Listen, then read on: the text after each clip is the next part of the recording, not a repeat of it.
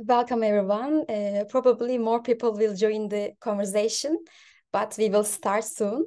And welcome, and it's great to see such a crowd to listen this session. And I'm honored to welcome you all this insightful launch event focused on the value of social procurement. And we hope that today's session marks a significant step forward in our collective journey towards more sustainable, inclusive, and responsible future. And we saw that social procurement can be one of the tools for a better responsible future. And this is Merve from Yekpare Social Enterprise Turkey, which is an alliance for Turkish social enterprises. And we are running the Bi-Social campaign, which is Sosyal Tedarik in Turkish. And we are also part of a great coalition called Turkish Social Entrepreneurship Network, which is a network of networks. And we have 12 members who are intermediaries building social innovation and social entrepreneurship ecosystem in Turkey in the past 10 years. And most of them are in here together with this goal. And in the past 5 years, actually, the network founded at 2018. And until now, we made so many great projects to accelerate social enterprise ecosystem in Turkey. And we also made some data-driven research to show the potential and the needs of social entrepreneurs. And we made many great advocacy and public policy meetings until now. Besides social procurement, always one of our main topics. And networks itself and members made so many social procurement related activities until right now. And we made some matchmaking activities, certification for social enterprises, and capacity building for social enterprises to collaborate with corporations. And we made also some due diligence research and matchmaking for corporations to engage with social enterprises. And besides network members doing some trainings and social innovation programs as well. And in the network, we create a working group directly about social procurement. And today we are happy to launch our first product with you. And our discussion today will center around the transformative power of social procurement and its potential to drive positive change. And we will explore some successful case studies, and we will share insights into best practices. And we hope that this will create meaningful conversation on how private sector organizations can leverage their purchasing power to contribute to society and to create social and environmental well-being. Before we start, we have some technical reminders. And if you have any questions during the event, please write them to the chat bar, and we will answer them at the end of the session. And the session is recording, so we will disseminate it through the TISAN network platforms after this call. And we will send links and some resources through the chat during the event. You can also check them, and we will also publish them after the event. And today's agenda, we have great guests, and we will start with Duygu from Impact Hub Ankara, and we will talk about the process, and we will share the manual links with you. And after that, we have guests to talk about the value of social procurement and the ways of doing better programs and better engagements with social enterprises. And we will have Daniel Nowack from World Economic Forum Global Alliance for Social Entrepreneurship, and we have some guests from Yunus Social Business, Lucie Durand, and we will also have Damla Özenç from Mana and Kaye McDougall from Impact Hub London. And after that, we will have a short Q&A session with them. And after that, we will mention the next steps of the social procurement working group. And probably the whole agenda will be around 1 hour. And It's my pleasure to introduce our first speaker today, Duygu Vatan from Impact Hub Ankara, and she will share the process of the manual.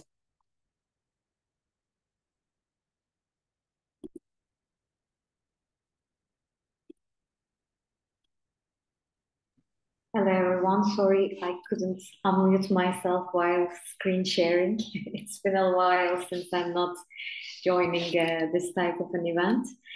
My name is Duygu Vatan. I am the co-founder of Impact Hub Ankara, one of the members of Turkish Social Entrepreneurship Network, and I will actually tell you how and why we translated this beautiful manual of Yunus Social Business. I want to first tell you the story of how we find the manual. Together with my colleague Berivan, we were actually trying to explore after the earthquake how we can leverage the private sector's potential on procurement to the social businesses.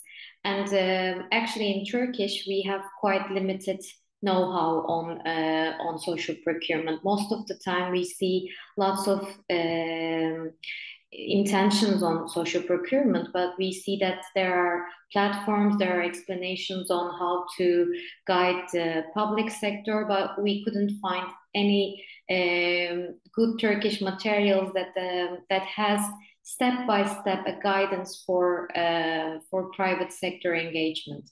So while we were exploring in May, we found the Yunus Social Business's Social Procurement Manual. And after getting in touch with them, wow, this is an amazing manual, and we wanted to, bring this one to Turkey. They were really open. Thank you for that, Lucie. And they wanted us to translate it in Turkish. And we transform a study group, as Merve explained, in the Turkish Social Entrepreneurship Network. And this group was actually consisting of organizations who have social procurement focus programs and research studies. So afterwards, we did a great time to discuss and to a little bit contextualize the terminology, some of the aspects that is highlighted in the social procurement guide, because it's a fairly new ecosystem in Turkey still. It's an emerging ecosystem, and we are not actually ready for some definitions, so that take a little bit time. And today we are together for the launch of this manual, and we are hoping to get together in deep on what to do with this knowledge, what to do with this guideline on January with a roundtable session. So for those who are new to the subject, just a little bit on what is social procurement. It's actually where you can do your routine procurement activities through the organizations of impact. So if you can switch your impact potential to procurement in your daily activities, you can do you can make social and environmental impact eventually. So that's why it's really important to holistic transformation of the entire ecosystem in the private sector. So it's really important. And why we needed that in Turkish, why we need this edition. One thing, as I said, we really need to explain it in a very understandable way, how to do it. And through that, we can actually build a narrative in private sector to how they can connect with social enterprise. But also, this manual gives you lots of good examples on how others did that. Like many organizations, you can see 10 different examples in the manual, and you can see that how they search for good social enterprises and how they actually change their business model to work with them.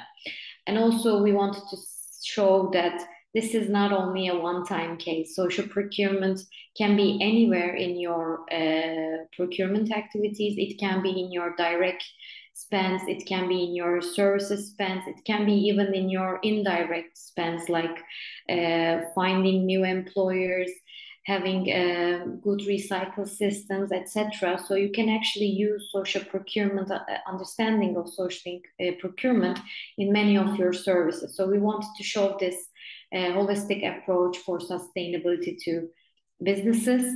I wanted to be the negotiators as the support organizations for social enterprises. So what is in the manual? You can find what is the main definition, like how you can share with your company, why it's important for you, and what is the value of it. And we have actually quite a lot of debates on the value as the network, and understanding the value of social procurement for your own business. This manual gives you a lot of insights, a lot of numbers, how you can switch, and why it's important for you. Afterwards, you can see actually step by step how to apply, how to start using this map for you. And you can see how the others done through the case studies. I'm going to give you some examples. Like in the value of social procurement, here is for the Turkish viewers. You can see like the controversial ideas about social enterprises. Like, for example, you might think working with social enterprises are a lot riskier. They are late in, delivering the work. But on the other hand, through the research and the manual that Yunus Social Business did, we can see that social enterprises are great performers. They are good at on-time delivery. They are good at transparent pricing. So we can see actually things that can give your business a value in the manual. So if you're not sure, there's an addition to this manual. If you're not sure how to integrate, there's a matrix like in the manual where you are and how you can actually start. And for example, if you have a complicated supply chain and you don't have a lot of expectation on the impact through social procurement, you can be either a supporter, you can be either integrating them slowly. But if you have a simpler supply chain, but a great integration on social impact in your current situation, you have a good impact narrative within your private sector company, so you can directly integrate. So that it gives you actually that type of strategies on how you can really do this. And finally, there are lots of case studies in different industries. So this is an example from IKEA and Jordan River Foundation, as I put here. And for example, if you're from a company from a textile industry, what IKEA and Jordan River Foundation did is a joint collection, and how they managed to do that. So that type of different cases and different applications on the value chain, exactly on which level, in which industry, might give you a good highlight on how you can transform your own supply chain. So I think we did already lots of introduction. So I'm thinking that you're already eager to find this report in Turkish. If you can scan the QR code here, you can reach a website of ours. I am switching my screen, so I'm also asking my friends to send the link. Yes, now they send, so I'm switching my screen. Thank you, Duygu, for the great introduction. It's so exciting to see the real cases. Thank you. Yeah, you're welcome. I will share just the resources, Merve, one last thing. So when you scan the QR code and go to the link, you see this website. And this website, you can directly download the report. And why and who is this report for, and all the other things that we put. And the things that you can have through these resources, you can have the whole manual, you can have the executive summary, the matrix that I showed you, like how to engage specifically. And also one thing that we put in Turkish edition is the already existing studies in Turkey on social procurement. There's a database here where you can also add your, if you have any other type of study on social procurement, and if you missed it on the database, because it's a still emerging database, you can put your own example in here. And finally, we have the event announcement and registration link here for the next roundtable meeting for more private discussions. So thank you very much for listening to me and giving the floor back to you, Merve. Thank you, Duygu. We will share the details of the roundtable as well. And thank you so much for showing us the real cases. And now I will invite our dear moderator and panelists. And so Daniel, floor is yours. Thank you so much, Merve, and thanks, Duygu, for the introduction and giving the overview of the manual. I'm really, really glad that we have the chance to launch this today in Turkish and make it relevant for everyone here in the call and in the Turkish ecosystem. Social procurement for us as a global alliance, which I have the pleasure to lead, but also for me personally has a very important aspect. I've been an entrepreneur myself, so I know that the best form of financing is revenue. So it can really outgrow a lot of financing from venture capitalists, from impact investors, from grantors, if you can build a revenue base. And I think that's why it's so important to integrate social entrepreneurs into the value chains, global and national, like in Turkey. I want to give you a bit of an overview where the topic stands globally, just to see where we see the space heading, where we see also businesses heading on a global level. But then you really boil it down as a panel with everyone here on the call to make that very relevant to your work, to your everyday work, and how you can really engage with social entrepreneurs. I'll just briefly share my screen for a second. The Global Alliance for Social Entrepreneurship was actually co-initiated also by Yunus Social Business, Impact Hub, quite a few other leading organizations in this space to support social entrepreneurs, starting with the COVID crisis, but later on really being a representative body for business and policy work globally. It's positioned at the World Economic Forum and run by the Schwab Foundation, which for the last 25 years has been awarding really world-class social innovators that then got a chance to speak with business leaders and policy leaders at the global level. The Alliance really represents the ecosystem. You see some of the members here. In total, we have over 100 members working on a very diverse set of topics, from healthcare to social procurement, in this case, to circularity, to racial equity. So really 10 different thematic areas. And everyone in the network obviously represents social innovators in one way or another. And in total, it's 100,000 social innovators worldwide, with about 2 billion lives impacted by these social innovators. As an alliance, we're, as I mentioned, embedded into the World Economic Forum. We see some of the developments in global supply chains, and some of them are discouraging, others are quite encouraging, I have to say. But one thing we see is that really disruptions in global supply chains and challenges in global supply chains remain on top agenda for executives. Kearney, together with the World Economic Forum, is publishing a quarterly value chain barometer, really looking at disruptions in the value chain. It was started during COVID, when obviously supply chain disruptions were really at the forefront. And it was started somewhat with the assumption, with coming climate change, we obviously have a lot of climate disruptions in supply chains, and we have to prepare for more of that.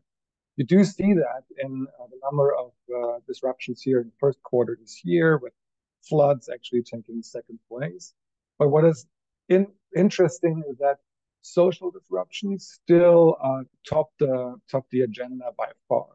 And we do think that that is going to increase. So factory strikes really, workers and constituents of companies that are not properly integrated into the value chain or feel that they are not participating in the value that's created, they're the main reason for disruptions in the supply chain.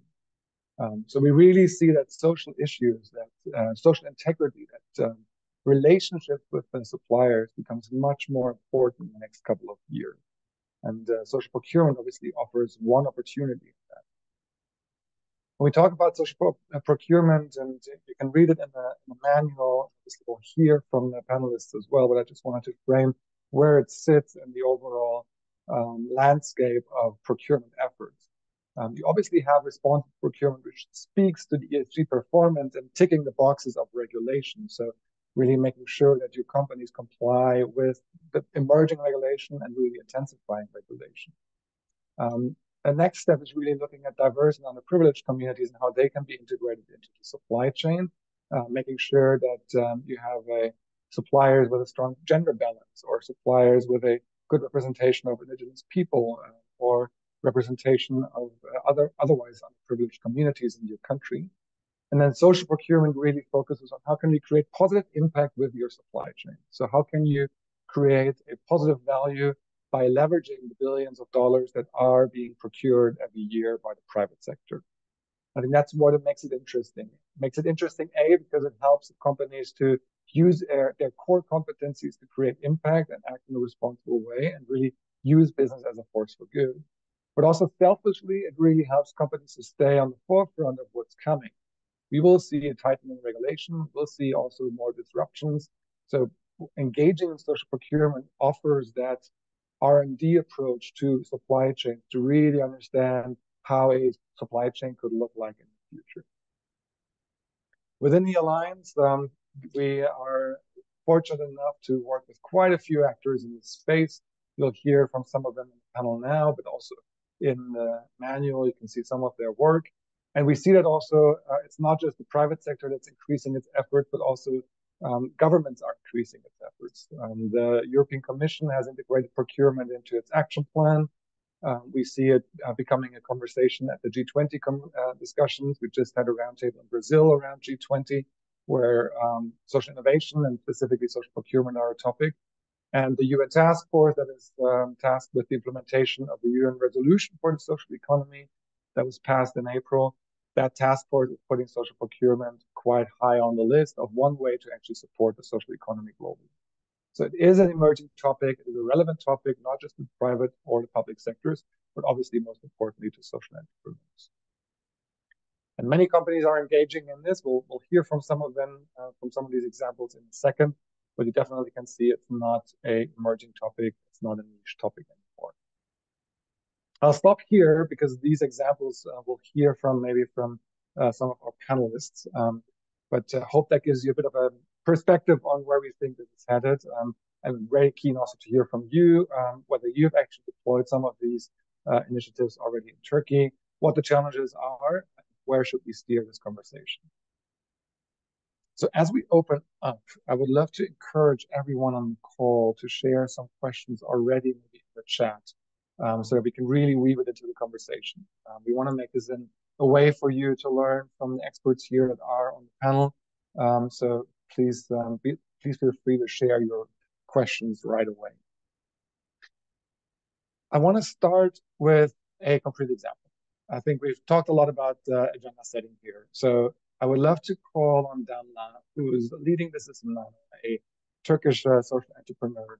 We've had the chance to actually meet earlier this year and had a really interesting conversation on our way to the airport in a taxi. And it was really, really keen to hear more about your work, Damla, and sharing how you either work already with companies or how you envision the space to develop in the future and what you would like to give companies and to call on companies to do and how they can create social entrepreneurs. But maybe you can make it very concrete and tell us how you work with companies.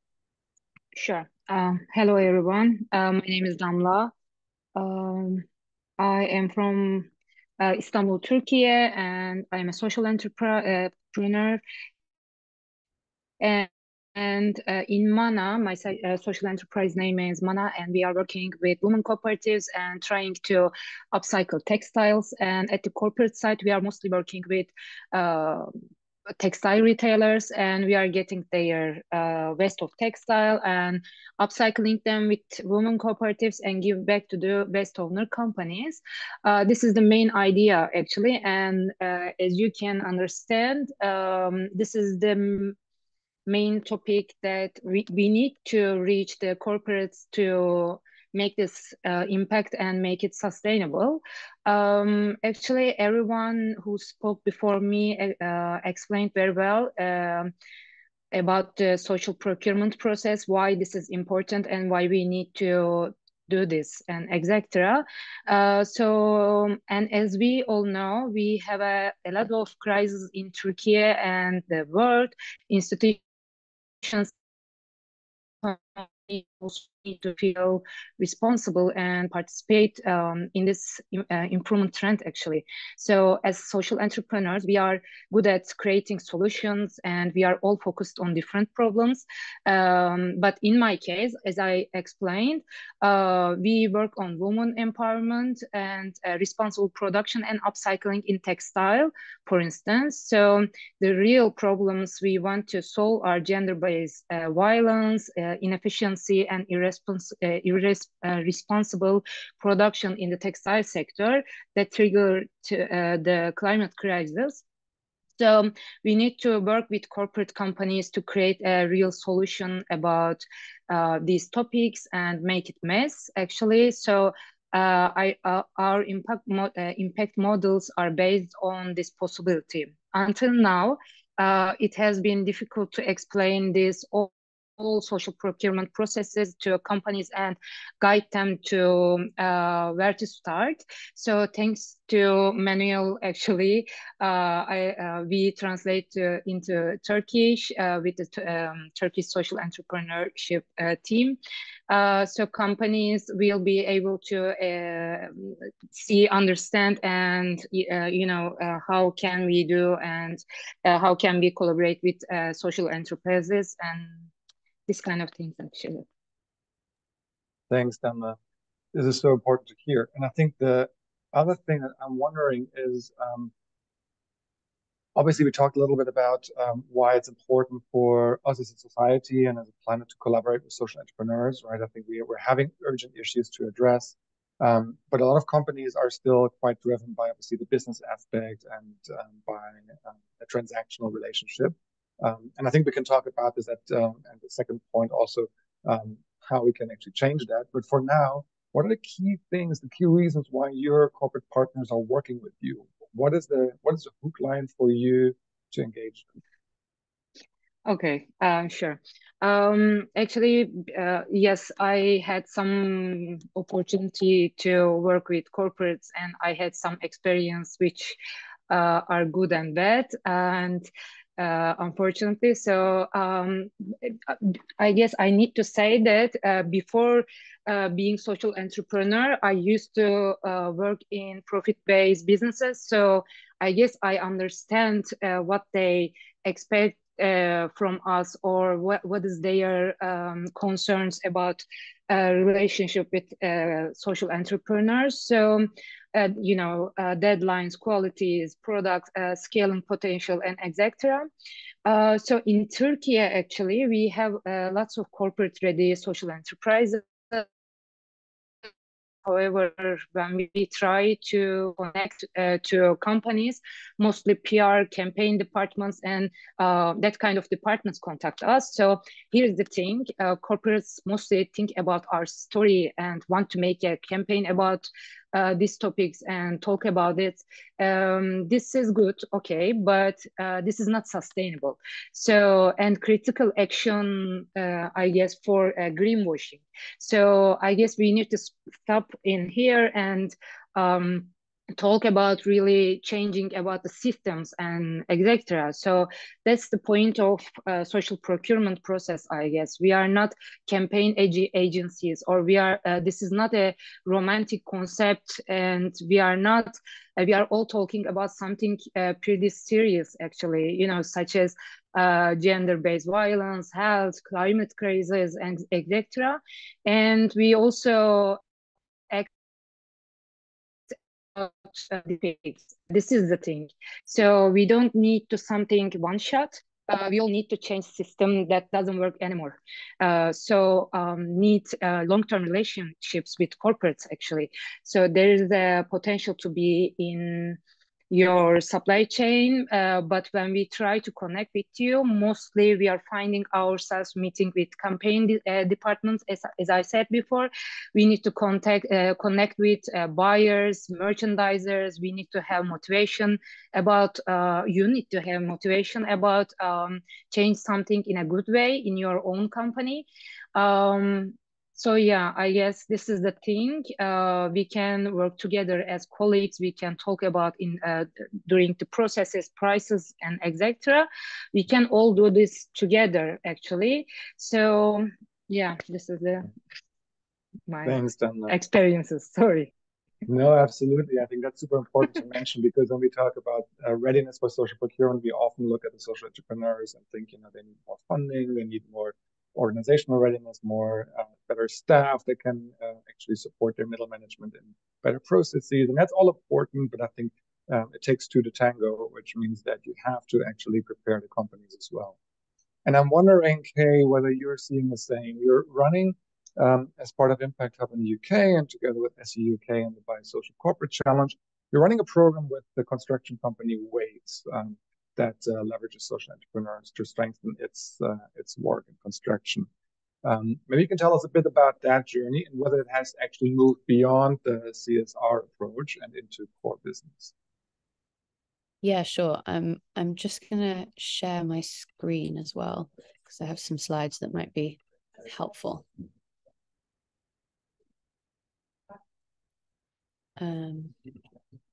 If my screen shows the right thing. Hang on.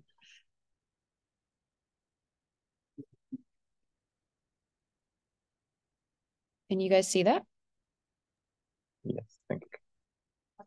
Perfect. Yeah, so I mean, to really quickly answer the question that you started with, yes, we really have moved beyond the kind of CSR relationship, and I think that's why we're so proud of this program and why we're trying to kind of continually grow it, and why people keep asking us to talk about it, which is great. So the journey is a longish one. We've been running the program with Waits for nearly 4 years now. We've just finished our third cohort, and we're about to start our fourth in the new year.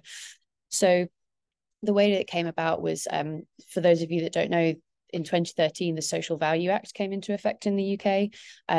Obviously, this is a kind of piece of legislation and policy that requires those who commission public services to think about how they can secure wider social and environmental impact through supply chains. And in particular, we see that those bidding for government tenders are expected to deliver a certain amount of, certain percentage of their spend on the project through kind of social enterprises or that deliver social impact of some kind. Waits joined the Biosocial Corporate Challenge, which is something that SE UK have been running with the Department of Media, Culture and Sport in the UK.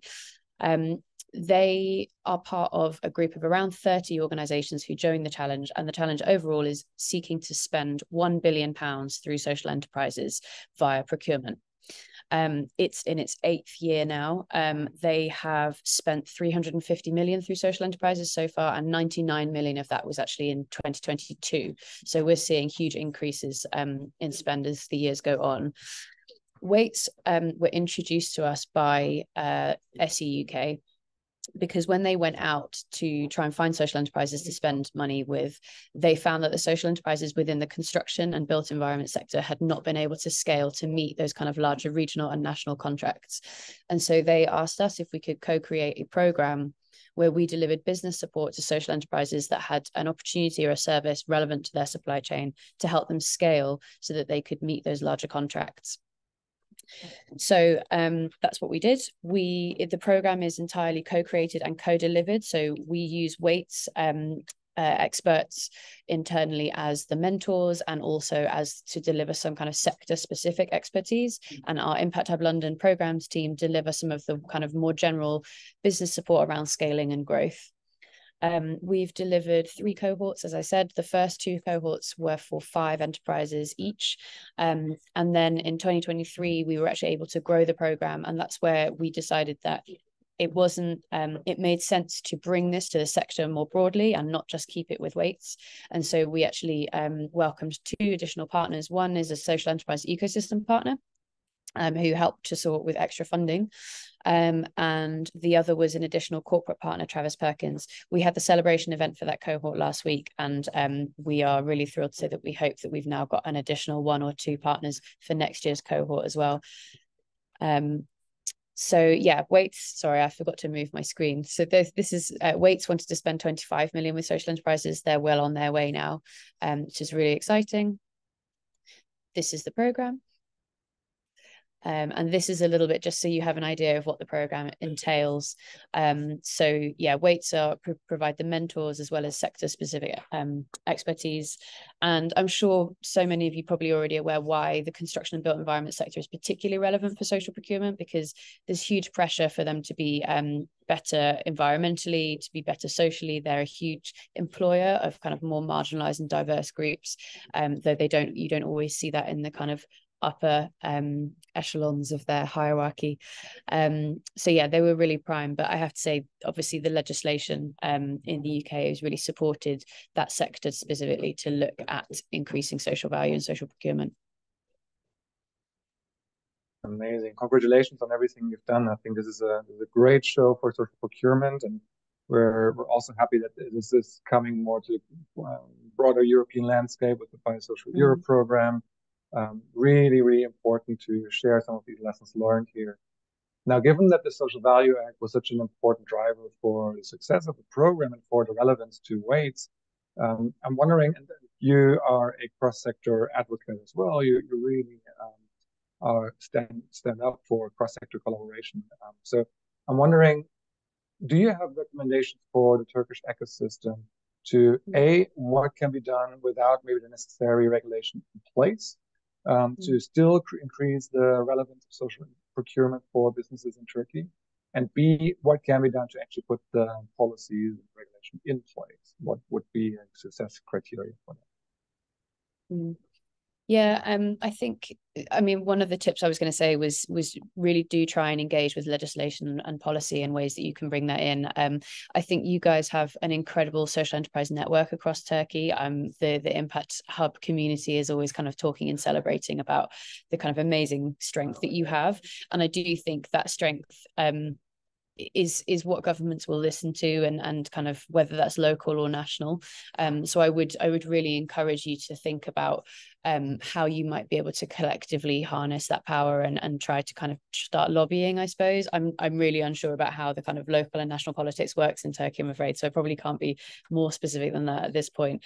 But I know that Social Enterprise UK is a huge strength for that exact purpose in the UK, and they do a lot around kind of policy engagement. They do a lot of lobbying with the government, and they also have petitions and things each year. So I would definitely look at Social Enterprise UK and how they've built up that activity and to potentially replicate, I guess. I guess beyond the policy side of it, I have to say, it's really about selling this program and social procurement as a kind of win-win for both social enterprises and the corporates. Waits have been so incredibly vocal about how much they have learned internally about how to engage with social enterprises and about how complicated and kind of their procurement processes were, and about how different KPIs around social enterprise and social impact get dropped if they're not in the appropriate kind of job titles. So you might have someone really high up in the company that is looking at kind of KPIs around social impact of procurement, but if the construction site manager on site does not have those same KPIs, then you find things like that drop. So I think it's about talking to the corporates and helping them understand that this is a real learning for them, and through the mentoring social enterprises, Waits's employees have gotten so much more literate and strategic around social impact and procurement, and what they themselves within their teams and departments can kind of improve, and what objectives they can set themselves. And also it's just finding that person internally that's going to really sell the program, because we work with a woman called Sue Pickerel, who's head of social value, and she's so key, and we're really aware that not every construction company and not every corporate has that person, but there are those out there. I think don't be afraid if you have to go through CSR initially to get the conversation going, but going through procurement and going through the commercial aspects of the business is the end goal. But corporates still sometimes will automatically push you over to CSR in the first instance. But it's getting that foot in the door and just finding that person that's really going to champion it for you internally at the corporate. Yeah, thanks, Kay.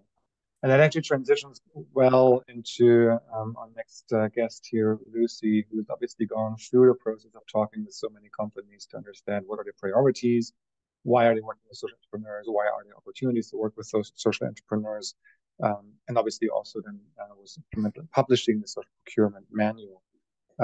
So I just wanted to hear from you, Lucie, when you hear all of that, obviously a very well-advanced market like the UK, market that is sort of mid-journey, starting their efforts around social procurement.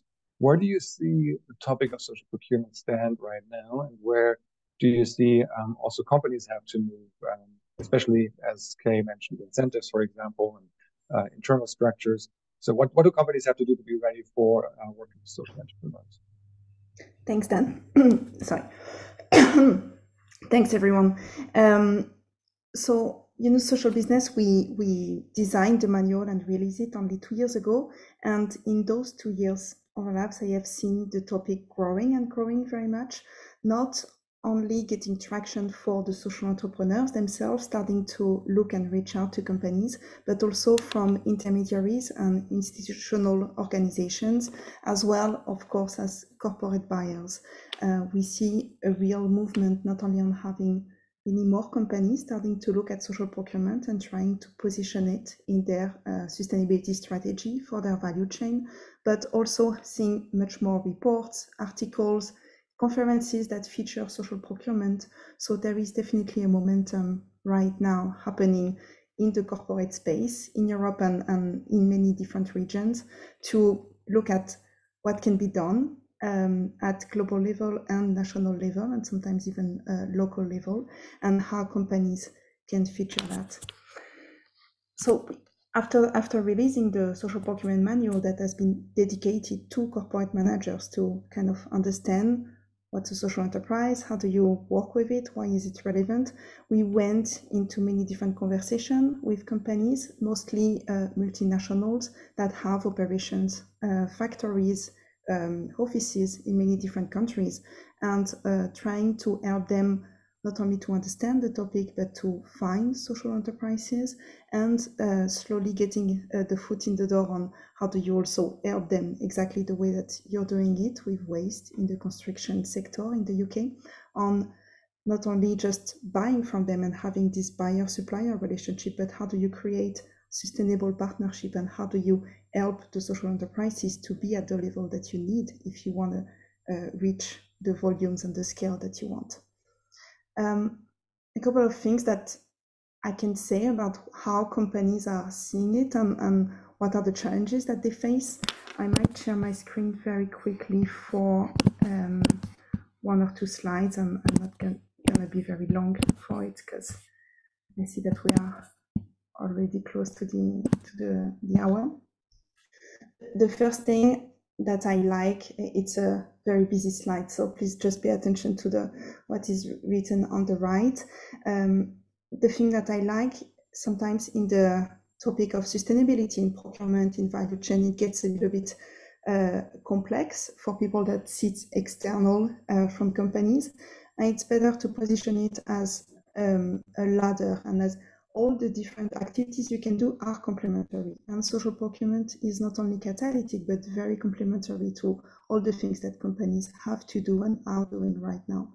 So while they are still building a lot of awareness and gaining visibility on who are they buying from, who are their suppliers, and they are slowly getting into the law and into compliance, and ensure that which is implementing code of conduct with suppliers, make sure you have audit, and you can have mechanism if there is a breach in the human rights, making sure that you have another step in your value chain. But we see from step 1 and companies are stuck with it. You have teams. Okay, Lucie, Yeah. unfortunately, you're breaking up for us. Oh, Hard to hear you. is You it want to better maybe- now? Yeah, maybe stop your video for now, and then we'll see Okay. you after you stop screen sharing. Especially the screen, you don't need to see my face. Apologies. I was just referring to the fact that companies are stuck in plans. That tried to Oh, sorry, Lucie, you're still breaking up. Apologies. should Do you want to try without the slide and maybe save on bandwidth? Yes. Let me see. Is it better now? It's always when you start to speak that somehow internet breaks. Apologies, it was good as of now for today. So I was saying that many companies feel stuck with compliance and have struggled to look at sustainability and all the requirements that they have and all the pressure that they have to really do sustainability. And yes, sometimes do activities and communicate way beyond what's the actual impact. But many companies, out of the fear of being accused of social washing or greenwashing, are also a little bit afraid to engage into the topic. And here with social procurement, if you go into what we see the power of social procurement is that when you go into a sustainable relationship, when you start to look at long-term relationship with your suppliers with social procurement, it has tangible and direct impact through the procurement of companies. So in the end, there is a real benefit on both sides for the social enterprises, of course, with the opportunity to scale, but also for the companies on how they can manage sustainability in a tangible and real way as part of their portfolio of activities for the general sustainable procurement. Amazing. Thanks, Lucie. Yeah, I think that speaks a lot to on that topic that also Kay was mentioning, right? Is that it does also need a bit of a fire soul inside of the organization to be able to say we drive the journey of social procurement inside of a company from purely transactional to and also other evolutions. So thanks for sharing that. Maybe just we have a few minutes left and just have Q&A, and again encouraging everyone to put questions here in the chat. But I wanted to definitely bring up one more discussion that we touched on in the beginning with Damla. Damla, we heard that obviously we have a progression inside of companies, right? So we have a progression from transactional relationships to say we want to start with a few smaller products that we can do as part of our CSR activities, then to compliance and supply chains, and later on to real transformation inside of supply chains. But one key thing is obviously that we want to shift the narrative from companies merely helping those little social entrepreneurs, in quotes, to actually seeing social entrepreneurs as a source for innovation and a source for inspiration of the main business. Where do you see the biggest opportunities for that? And what's the rules of engagement from a social entrepreneur's perspective for companies? So how should companies engage in a way that is most helpful to social entrepreneurs?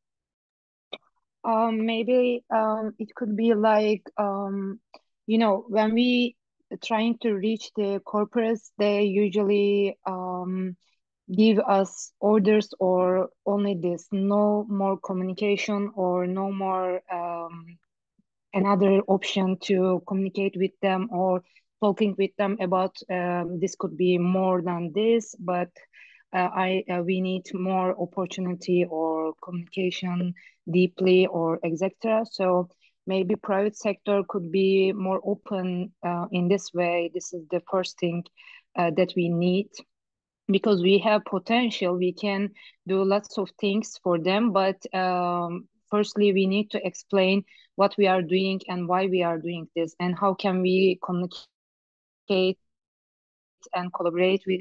So this is the first thing I guess they need to listen. They want to firstly they have to have motivation to listen to us and help to us. This is not kind of help. We gonna do something together and at the end of it, but firstly we need some more options. We need some more opportunity to do something together. I guess this is the first and main thing that we can together. Well, it's good that the group here opened up this space, obviously, to do that, to have this conversation. So maybe actually giving it to the audience. Are there any questions? Are there any comments that you would like to share? And I'm recognizing there's been a lot of conversation on the side, on the chat, with a lot of good resources in addition to the Social Procurement Manual, including research, and also a shout out from the ILO. Just also want to acknowledge the role of the ILO and the OECD as international organizations driving this space and driving policy change in this space. So it's great that we have them as advocates and as partners in this. But any questions or comments?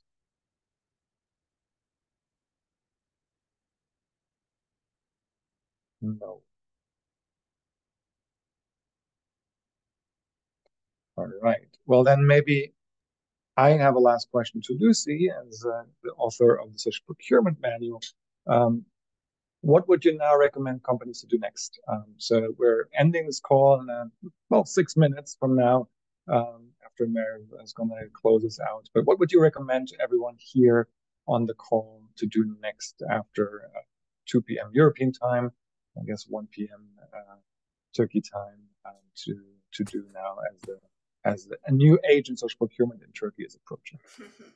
Thanks. Hope my internet is going to be better this time. So obviously, first one, and I'm going to speak for the entire network here, but you should download the manual that is now available in Turkish. You will see lots of tips, but also case studies to really take a look at it. I would say that out of all the conversation we have and the way we see it, when you are a newbie in social procurement and you're just interested in the topic and want to get started, you will probably face two challenges. And I'm going to stop my camera because internet is bad. Can you hear me? I'm just going to, yeah, okay. So you might face two different challenges. The first one is stakeholder engagement. There are high chances that you are interested, you might want your company or your organization to look at it, but you will need to speak to your colleagues, you will need to speak to your bosses, and it's going to be difficult sometimes. We know that even in the most centralized organization, procurement managers are never the only decision makers. You need lots of different teams to get started, exactly as what you were referring to, Damla. You need this cross-team alignment, and you need to make sure that many people understand what is social procurement if you want to do that. Otherwise, you might end up in what we call the pilot disease sometimes, on having just one small partnership, like you communicate and then it's over somehow. So please make sure that you can share the Social Procurement Manual. If you want to come to some of the events that the network is going to organize, feel free to invite other people. And the more you will be in those events, and the better it will be for you and the program later on. The second one would be pipeline building. You can think, okay, it's great, but how do I find all those potential suppliers to work with, and who will be the right fit for us? And here, I'm going to say you should reach out and count on the intermediary network that you have. As you mentioned, like, it's a very strong ecosystem right now that is, and there is a good momentum for it. So please, they have a list of social entrepreneurs and they want to support and do this work of intermediary. So reach out to them. I believe that they're going to give you some next action in terms of meeting with the corporates. So reach out and let's get started all together. Thanks, Lucie. That is a great call to action. Nothing more to add from my side, except that we have, from a forums perspective, also a major event coming up in January in Davos, the World Economic Forum's annual meeting, where social procurement will also be on the agenda. So I know that some of the Turkish private sector partners, like Kell Group here in the call, are part of our alliance and will continue to work with us to put it on the executive agenda on a global level. If you need help with that, if you need help with a policy and executive engagement, let us know. I want to say thanks so much for inviting me to moderate the session today. Congratulations on the launch of the Social Procurement Manual. And most importantly, congratulations to the hardworking social entrepreneurs in Turkey. You are much needed at this time, especially after the terrible crisis, last year, and now multi-crisis, poly-crises this year really that we're facing. You're at the forefront of change, you're at the forefront of creating impact, and thanks for all of your contributions. Thank you so much. Over to you, Mark, to close us out. Thank you, Daniel. Thank you so much, Daniel, Damla, Kay, and Lucie. It was great to listen your insights, and it was great Lucie's highlights especially.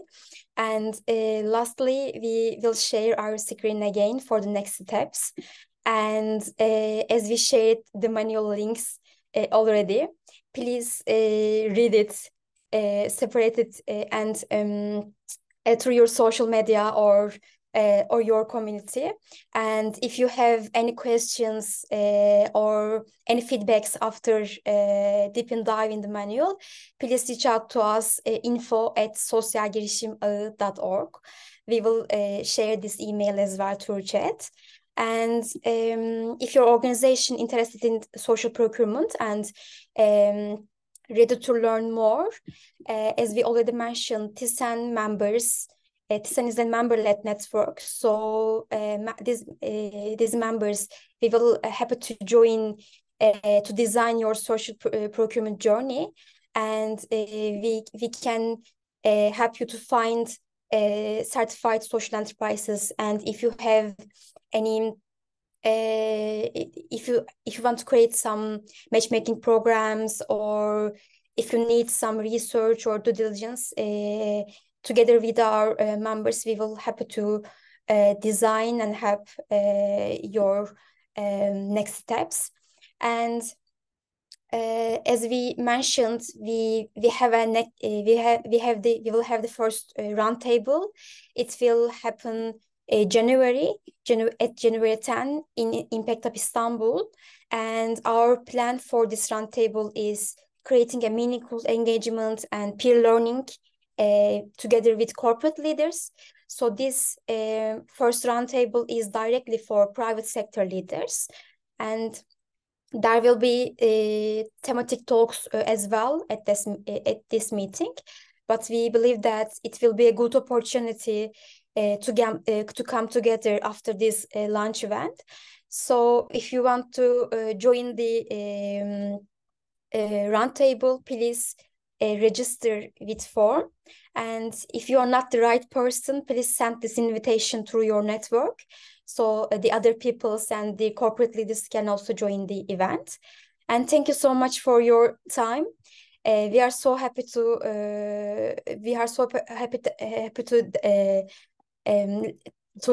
learn more about social procurement activities all around the world.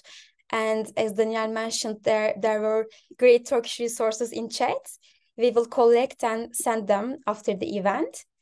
And thank you so much. It was great, and see you soon.